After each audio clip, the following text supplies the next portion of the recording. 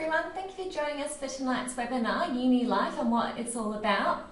I know a few of us have had some technical difficulties, so thank you for staying around.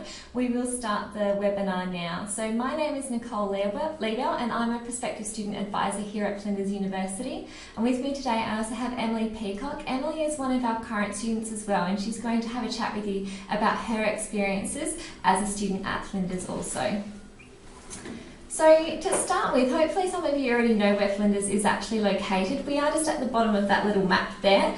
Near us we also have Westfield Marion and our shopping centre for those of you who are interested in that. I know I am. And there's also the bay as well. So we're quite close to the beach and we're also really close to the city as well. So it's quite easy to get to and from the city and other suburbs around.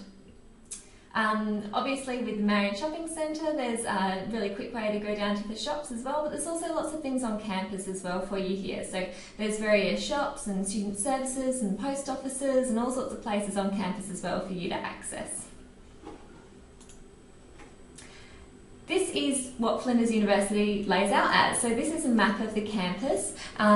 Sometimes you hear about people talking about if you're at Sturt campus or if you're at the Bedford Park campus. Basically everything is at the Bedford Park campus. At the top of this picture here in the red, that's what we call the main campus. So this is the north side and south side of the area of the campus. Vast majority of classes take place up here on main campus. If you're doing something like education or humanities or science, you'll be up in this main area of the campus. A bit further down we've got the medical school in the purple, so if you're interested in medicine or any areas in there, it might be based in there. That's also where the Flinders hospitals are as well, so they're really close to us on campus, and for those of you who are interested in medicine, that's really great because you'll get to have a lot of hands-on experiences in the hospitals right from the first day. And then just further down the bottom in that yellow circle, that's Sturt campus. So Sturt was designed primarily for our nursing midwifery students. If anyone had the opportunity to come along on open days, you would have been able to go on a tour down there. It's a purpose-built facility and it's set up exactly like a hospital, but from a training perspective. So there's lots of rooms that you can go in and various mannequins and dummies and those sorts of things that you can practice on before you have to go out and sort of have a go with real life people. So that's the main campus. It seems really large, but in your first year you really only need to know a couple of places, and generally speaking you'll be based in one of those circles no matter what you're doing. So you don't need to know the full campus. I've been here 6 years, I certainly don't know the full campus, but there's no real need to know it either. So you just learn your first couple of bits and there's always lots of people around in your first week to help assist you in the right way to go. The other area that you might hear us talk about as well is Tonsley. So Tonsley is just 5 minutes away from that big original map of the campus. Tonsley was purpose-built for our CSEM topics, so science, engineering, mathematics, your IT, all of those ones. So it opened up at the beginning of 2015. It's built on the old Mitsubishi plant site. It's just 5 minutes away and there's a little mini bus that runs between the campuses. So if you do have some classes down there, if you're doing engineering or something and you want to pop up to main campus, you can certainly do that as well really easily, which is really nice. Tonsley is really cool because it was purpose built. They've got room for all the big robots and there's this massive 25-metre deep pool that they can test submarines in and all sorts of things like that. So it was a purpose built facility, which is why it's a little bit away from the main campus, but it means for the students who are interested in those areas, they've got this purpose built area ready for them to do their learning in. Perfect. Well, hi everyone. So like Nicole said, my name's Emily. I'm going to get started today with talking about some of the student experiences that I've had here at Flinders. But we're going to start talking about the Hub because we are super proud of our Hub here at Flinders. You will see on the image behind Nicole and I on the wall, we have a photo of the Hub as well as the photos that you can see on your screen. So our new student Hub and Plaza was opened last year to celebrate our 50th anniversary as a university. It cost us $63 million to build, so it certainly wasn't a cheap investment, but certainly also one that we are very thankful for and has brought a real heart and culture to our university. So a couple of features include multiple areas to eat, study, relax, as well as the multimedia room, the outdoor amphitheatre, and a lot of those spaces are accessible by students 24/7. So we do have lots of food, and that's something that Nicole and I really like. So some of those food vendors include Thai Vietnamese, Afghani curries, there's Subway, Grind and Press do some beautiful coffees and lots of good coffee on campus. Lots of good coffee. We also have a couple of vendors up in our Flinders Laneway, which is a little side alley where we've got a couple of food trucks. So certainly a very community-based space, and the Student Hub has certainly brought that to us. Moving forward, there are lots of facilities here at Flinders, and Nicole mentioned that before when she suggested that you don't often need to move away to find what you need. So because our university is a little bit outside of Adelaide CBD, we acknowledge and appreciate that you're not going to be able to just pop into Rundle Mall to sort something out during the day. So everything that you need will be on campus at all times. So whether that is popping into the pharmacy because you've got a bit of a headache, or organising your textbooks, or getting something for lunch, or heading down to the bar with some friends. So a range of services available. It also includes our doctor's service, which is all bulk billed for students. So you can go see a doctor or psychologist. And all these little things really contribute to making a positive student experience. I should have mentioned earlier, but if anyone does have any questions during the webinar, please feel free to pop them in the chat box, and Nicole and I will address them as soon as we can or at the end. But the other thing that I was just going to mention with regards to our facilities is that this has created a really fantastic vibe here at Flinders, and you can see that's evident in some of the photos. So a few of the events, including our orientation week, are pictured there, and we'll speak a little bit more about orientation week later on. But these are all things that really add to the university experience here at Flinders. Another thing that very much adds to our university experience is sport and fitness. So this is something that does contribute to a range of students and in their lives and in their personal relationships with other peers. And so we've facilitated that with lots of different opportunities and resources. So I personally love the Flinders One gym here at Flinders. It is about $5 a week, which is fabulous, but includes all of the facilities that you would expect at a regular gym. So you've got a weights room, a cardio room, a women's only weights room, as well as all of your classes, so spin, yoga, bar, anything, which is fabulous. We also have personal training and some programs including physiotherapy, massage. I believe there's also a nutritionist who's been through, which is very cool. In addition to that, we also have lots of sporting clubs and teams. So if you are a sports player, if you're in Year 12 and you like to do your co-curricular sports, there are lots of different clubs available. So they range from football to volleyball to ultimate frisbee. We do have a Quidditch team. I don't know whether we still can consider definitely Quidditch have a a Quidditch team. So our Harry Potter club like to play Quidditch out in the Oval from time to time. So these are all things that you can get involved with here as a student. Also, it's worthwhile to keep in mind that if you are an elite athlete or if you're playing sport at a highly competitive level, we do have some specific programs for you here at Flinders to support you in your studies. So this means that you can continue doing what you love and your passion for sport, while also being able to commence your academic career and getting a lot of support from the university to be able to do that. So if that is you, please get in touch with us and we can certainly provide some more information around our elite athlete program. With that support, that extends to all students in different capacities. So Flinders, like I've mentioned, is a very supportive community, and so there's been lots of work the university has done to ensure that every student feels safe and happy and academically and personally supported during their time here at university. I remember back when I was in high school, when you have lots of teachers tell you, it's probably the same for you, Nicole, that when you get to university you're just a number and no one really cares about your well-being.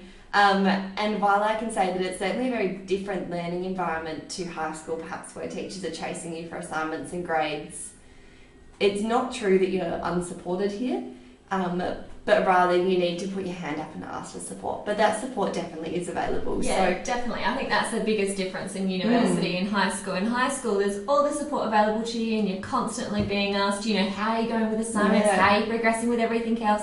At university, all of that same support is still available to you. You just have to say, you just have to go and ask for it, and that's really the only difference. Every other bit of support is still available to you and more. Yeah, absolutely. So some of those programs are listed on the side that you can see. So the Student Learning Centre is a free tutoring drop-in service essentially. So I know personally that I'm not the great at referencing my assignments, so I've certainly gone there to get some help.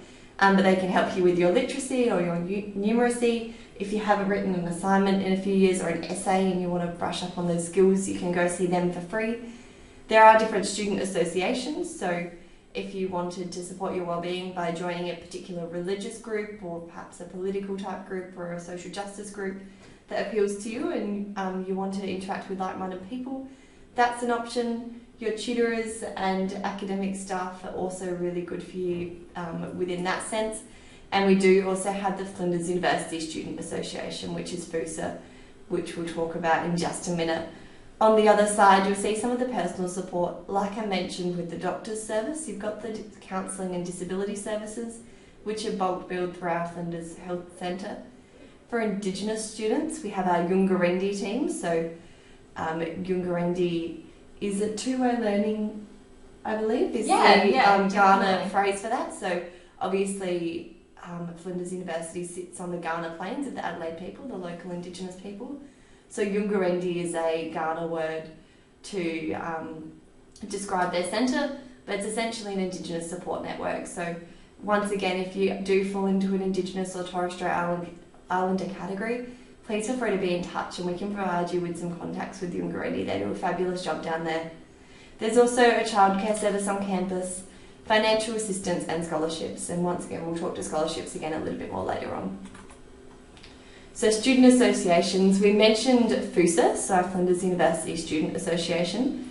They are an elected body here at Flinders and they do some fabulous work in making our time here as students a little bit better. So they do a range of things, including organising movie nights, all of the orientation week events.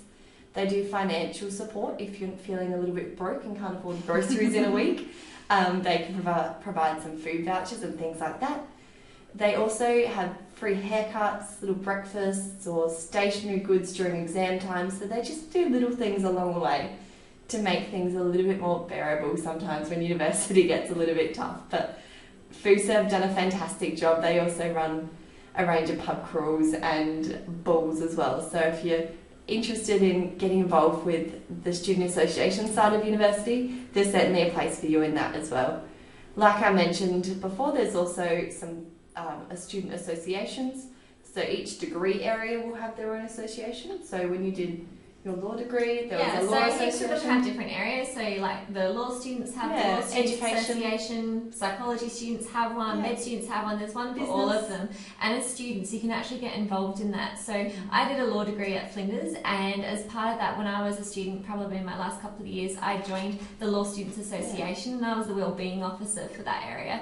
And it was a really great way to do something additional to my degree, to sort of give back to my, student community as well, and get involved in some events and just have a good time with some other students as well. So there's always lots of opportunities to do that in any degree. And in addition to developing the social side of that, being involved with student associations in the role that you were, Nicole, is probably a really good thing to develop your CV as well, because part of your time at university and part of the elements of Flinders that we try to build up in our students is that we're developing ourselves to have more than just a piece of paper and a certificate and a degree when we come out. So exactly, and that's part of the whole university concept as well, is it's not just what the degree itself gives you, it's all of the other experiences you get from being a student at a university as well. Yeah, absolutely. So part of me being a student here at Flinders is my timetable. So my degree is a double degree in the Bachelor of Secondary Education and the Bachelor of Health Sciences. Now, my timetable is looking a little bit light on at the moment, and I can say that's because I've just come off of my third year practical. So I've done an intensive block, so one of my subjects was my prac for education this semester. So that obviously is reflected in not being in my timetable now. But if we talk about what timetables look like, it's generally different for each and every student. Different courses have different requirements in regards to what times you need to be on campus. Something like a science or language degree, for instance, might be more hands-on time-wise because they require a greater practical component. For myself, a lot of my work is now external, so writing assignments and different things at home, and hence I don't need to be in class a lot. It also depends on whether you choose to be a full-time or part-time student, and neither is to say which is better. It's just very much dependent on your life and circumstances. I am a full-time student, so that means I do 4 topics per semester. And while I am doing a double degree, so a Bachelor of Secondary Education and a Bachelor of Health Science, I'm not doing double the work. So it's just a longer degree, so it's a 4-year degree instead of a usual 3 years for an undergraduate degree. but it means that I still do 4 topics a semester. So it isn't technically harder doing a double degree than a single degree. If we could talk about general ideas though that are the same for most students, is that topics generally include a lecture. So those are the types of things that you could imagine from an American movie where you sit in a big theatre and someone's standing at the front talking. It's quite similar to that. You'll then have a tutorial generally or a workshop, so more like a high school situation where you have a teacher and groups of students, generally a little bit more relaxed than high school, but you're basically working through concepts and ideas that was discussed in the lecture, perhaps, or during the readings in the week. For some degrees, there might be practical components each week as well, so something like science or engineering or nursing might have those practical components because they're slightly more hands-on degrees. With your timetable as well, for each student once you're enrolled in topics, so you first enrol in topics, then you can register in classes. But that registration's a really important part of being a student here, and it allows you to set up a timetable that sort of fits in with your life and commitments. So for instance, today on a Thursday, you can see that I don't have any classes scheduled in, and that means that I've been able to work all day today. So that's a real benefit of being able to schedule your timetable and choose classes to match up with your life and other commitments, because we sort of acknowledge that while full-time study is meant to be like full-time work, obviously people are going to have part-time jobs or families and other commitments as well. So these are all things that are part of your experience and being able to work individually. Yeah, exactly. And so when we talk about what full-time study actually means, to give you an idea, because we get this question quite a bit, on average, a first-year student can probably expect to spend about 9 hours per topic per week on their study. That includes their class contact time. So anytime they're coming into, campus as well, that takes it off at the 9 hours. So for someone like Emily, for her education topic 3620, she's probably going to be looking at an additional, 6 hours outside of those 3 hours she's already spending on that in her own time. But if you look at that and we've got 9 hours on average per week. Some weeks might be a little bit less, some weeks might be a bit more, depending on assignments. But 9 topics, and if you 9 hours per topic, if you're doing 4 topics, that's 36 hours in a week. So that's basically your full-time working hours, just to give you an idea. But the benefit of it being a university degree is that those times outside of uni, the time that you're spending doing your readings, making your assignments and everything, you can choose to do that when it best suits you. Absolutely. So no one's saying you're having to do it between 9 and 3, Monday to Friday, like you do at school. If you're like myself and you worked really, really well between 11 p.m. and 2 a.m. on a Wednesday night, which seemed to be my life, and that's when you worked really well. That's when you can do your assignments. No one's sort of forcing you to do it at any particular time, and it means you can free up the rest of your other times and days to do things, like work part-time, like volunteer, like have some time out and do all of those things. You're not just limited to university. Yeah, so that just gives you a bit of an example as well, and these are all things that you'll come to know, I guess, as you apply and receive offers and commence your study. So if we start to look at the study environment now, this moves back to the hub and some of those spaces there. Obviously, people study differently, so Nicole mentioned just before that she liked to study late in the night. I'm an early bird, so I like to get up at 6 a.m. and smash it out between 6 and 10, and then I'm done for the day. But there are lots of different spaces for you here at our Bedford Park campus and at our Tonsley and Sturt campuses as well, in order for you to study in a way that best suits you. So the Student Hub is open 24/7. So that provides you with access to those resources and the computers and the study spaces all hours of the day, every day of the week. So that's a really unique feature and something that a lot of students take advantage of in those early hours of the morning. We also have several libraries on campus, and they're spread out across different locations.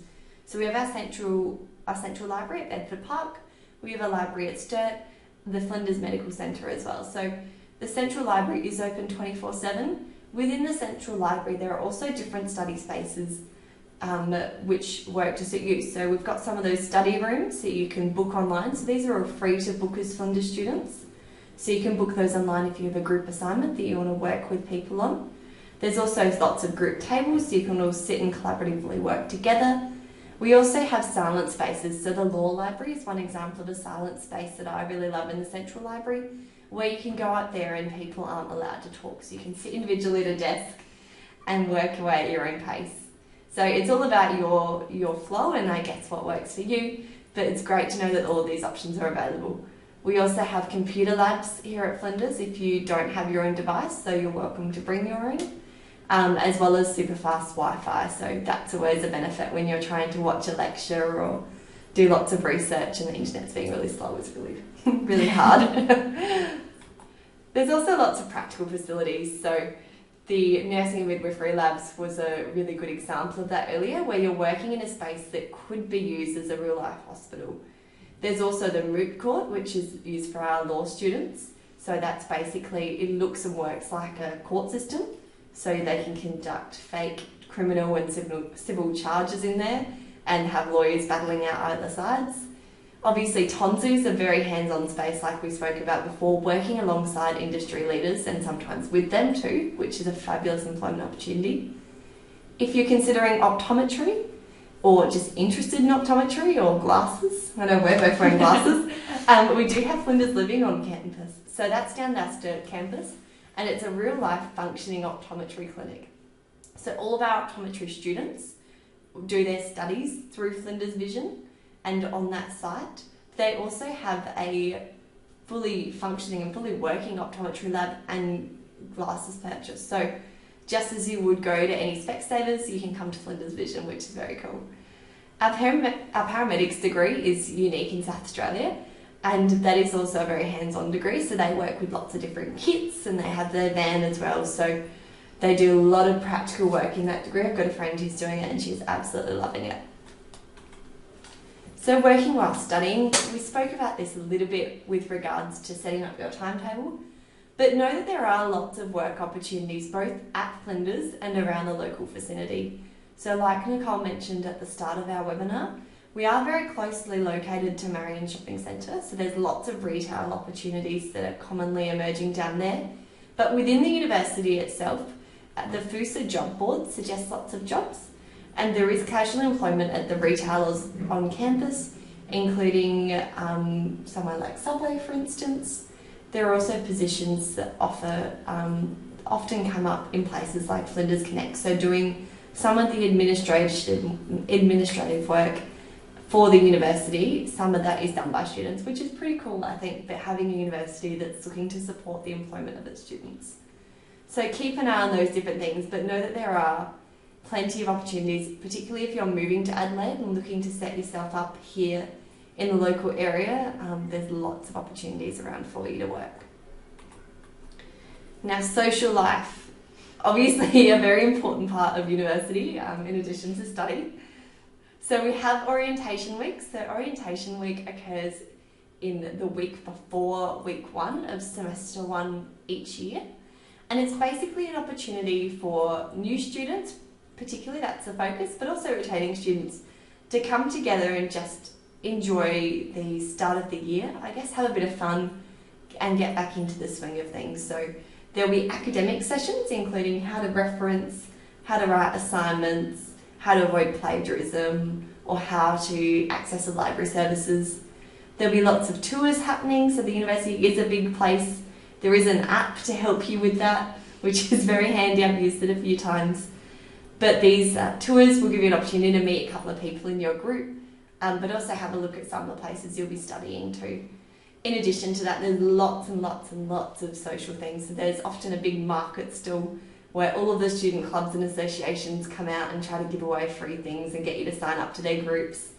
There'll be movie nights, there'll be pub nights, there'll be our O Fiesta. So there's often at the end of the week on the Friday, a big party. They'll have headlining bands. A couple of years ago we had the Rubens, who were the Triple J Hottest 100 winners. They were our headlining band, which was really cool. So that's a great evening as well. So get involved with all of that. I know that when I first started university, I was a little bit reserved and didn't go out of my way a lot to get involved with some of these social things.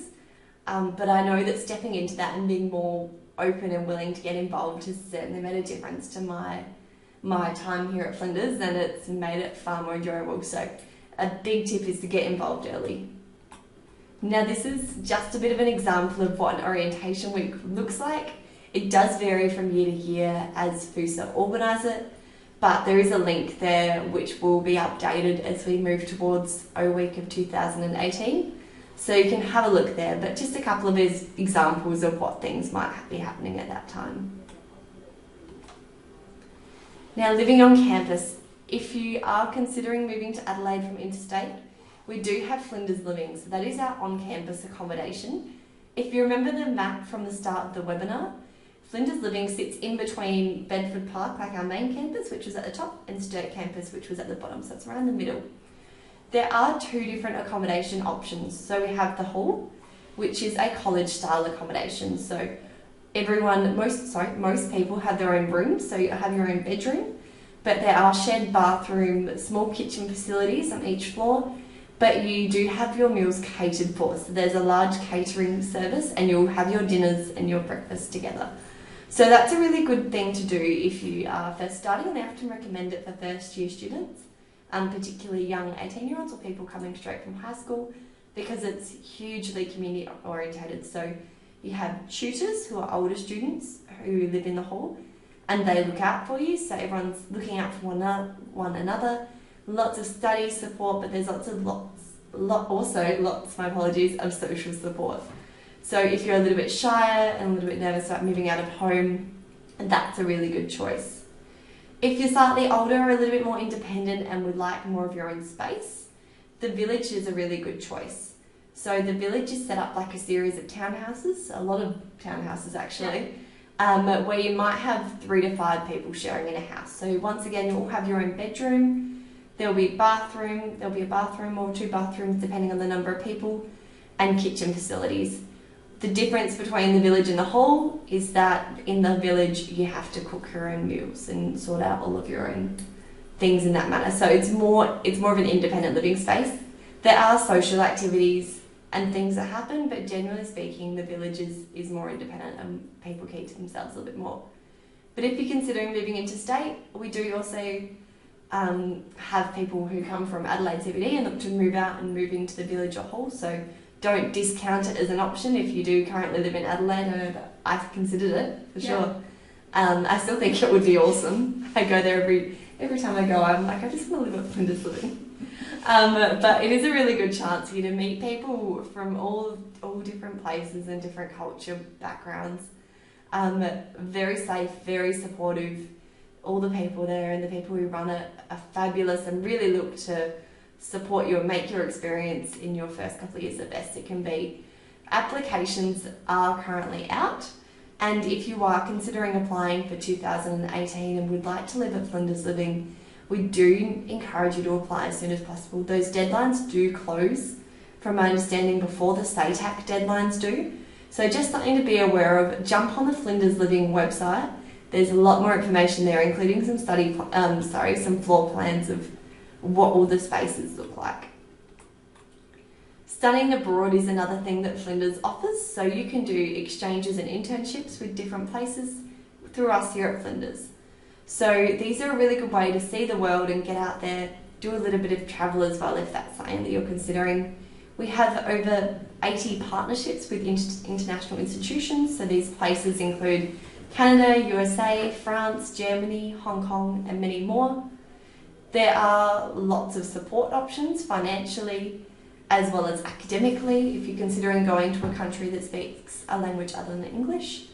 We do have a specific team dedicated to our international exchanges here at the university, so if you are thinking about it, do get in contact with them as soon as you start your degree so that they can try to set out a study plan for you that's going to work. I've had a few friends who've completed international exchanges and have loved it. It's not something that I've done myself as of yet, though there is still time. So with that idea of financial benefits, we do have a range of scholarships here at Flinders, and if you are even considering coming to Flinders, which I hope that you all are considering you're in this webinar, definitely apply for scholarships. So there are many scholarships that are available for people in different circumstances. So some of these are academic, some are from country areas, people based in country, some are based on academic merit. There's so many things, and often a lot of them don't get used. So from year to year we do have money that sits around at the university that doesn't get accessed in the form of scholarships. So you can do some research by jumping on the scholarships page of the Flinders website, and you can filter it by the categories that you think would be relevant to you as a student. Now, you can't apply for scholarships, unfortunately, until you're a student, but know that in the back of your mind that they're there. I recently accessed a scholarship myself, so I completed my third year teaching placement in the Northern Territory in a remote Indigenous community, and through that I received a scholarship through the School of Education, and they supported me on my travels to go up there. So scholarships do make a big difference, and they can provide you with opportunities to do things that you wouldn't normally do. Now, transport is something that does play on people's minds a little bit, and especially because we're out of the CBD. But I think that transport is one of the appealing and easy things about Flinders. So I personally drive here to Flinders, and I've brought a parking permit. So like on the screen, it's about $170 for the entire year. And if you break it down, that's actually a really good cost. So you don't have to pay for any day-to-day parking tickets. You can just pay that once off, stick a sticker on the front of your windscreen, and then you're set. There's lots of parking options here at Flinders, so there's about 10 to 12 different car parks. We also have an overflow parking out on the local oval. So if you get here early in the morning, you're generally easy for a park. If you like to sleep in, you could always go to the overflow parking, and there's a shuttle bus that takes you right to your classes. And sometimes they give you coffee vouchers too, so it's a win-win. We also have an extensive public transport system that does a lot of different bus drop-offs, and some of the student fares for that are very cheap and economical. There's also the train station, and there is a consideration of extending the train line out even closer to the university. And we do have the Flinders Loop bus. So for myself, in my degree in my first and second year, I had a couple of topics at the education building on the Bedford Park campus, and then a few down at Sturt. And sometimes I was happy to walk and get some good exercising, but sometimes I was feeling a little bit lazy and made use of that loop bus. So you basically just jump on this little shuttle van and it will take you around. So lots of options here. Now we are coming up to some pretty important SATAC deadlines, and I might let Nicole talk to those really quickly. Important to keep in mind. Thanks, Emily. So yeah, applications are currently open for all of the undergraduate and lots of our postgraduate courses as well. The deadline for undergraduate applications will close on the 29th of September. Doesn't mean that you can't apply after that, it just means after the 29th of September, SATAC's going to charge you a late fee. So best to avoid that one. Get your application in now before the 29th of September. You can avoid the late fee, and you've got until the 3rd of January to go back and change your preferences around for your undergraduate courses. If you're considering any postgraduate study, they've got different closing dates as well, and most of the time they'll be going right through February, March as well. So just check for your postgrad depending on your individual course. Absolutely. With postgrad though, people are being encouraged to apply as soon as possible because those closing dates are a little bit different. From my understanding from our admissions team, that sometimes if lots of people are applying and they have competitive scores, they may close those degrees early if those places become full. So if you are a postgraduate student, definitely submit your application as soon as possible. Don't wait around until January. But yeah, for those of you who are looking at your undergraduate degree, get your application in now. Do it before the 29th of September. That way you don't have to worry about the late fee. If you're currently in Year 12 and you're a bit worried about doing your preferences or whatever, it's a bit stressful time of year for you, which is totally understandable. You do have until the 3rd of January to go back and change it. And that means if you're waiting on your Year 12 results, as you get your ATAR, you can actually go back and make an informed decision about how you're ordering your preferences. Absolutely. And then of course the main round for undergraduate offers will occur on the 16th of January. So that's a big important date that everyone gets very excited about. And then going forward, there'll be weekly offer rounds as well for undergraduate courses, and twice weekly offers for postgraduate study as well. So you may pick up a later offer as well, depending on your application. But regardless, feel free to get in touch with us at the university by phone or email. Those details will come up in a minute, but certainly give us a call. We're more than happy to field any inquiries that people have. And especially if you're a bit unsure as to how to order your preferences, there'll be a couple of webinars coming up on that shortly as well. Just check our website details. But it's really important to get your preferences in the right order and to have a backup option in there as well. And that's going to be different for everyone who wants to study various courses as well. So that's a good time to give us a call or send us an email or come in and say hello, and we can assist you in your actual actual personal circumstances of what you want to do for your life. And then university will start on the last week of February. The week before, as Emily was saying, was O Week. O Week is a fabulous opportunity to come in, check out campus and familiarise yourself with the place. And then university will start in the last week of February for semester 1. If you do have any further questions, there's a couple of questions I've got to respond to in the chat just shortly. If you do have any further questions about anything we've discussed tonight or anything, you can give us a call on the 1-300 numbers on the line, on the phone, and also send us an email, success@flinders.edu.au. A couple of upcoming webinars in the next week or two. One is about study abroad, so about all the exchange opportunities on offer. Moving to Adelaide as well, if you are from regional or interstate and looking to move closer, there'll be a webinar on that coming up shortly. We've got a whole list more as well coming up later in the year. Check out the Flinders webinar website, they'll all be listed there, and you can sign up and get your own links as well. Definitely. And just finally, if anyone is an international student, it is best the information that we provided today has mostly been tailored to your domestic students. International students have different applicant dates and different requirements as well. So if you are an international student and you're after some further information, they're the details on the webpage there. Thank you everyone for your time today. Thank you so much for coming, everyone. We'll follow up with some of those questions that people had in the chat box in a moment, but thank you for your time. Thanks, everyone.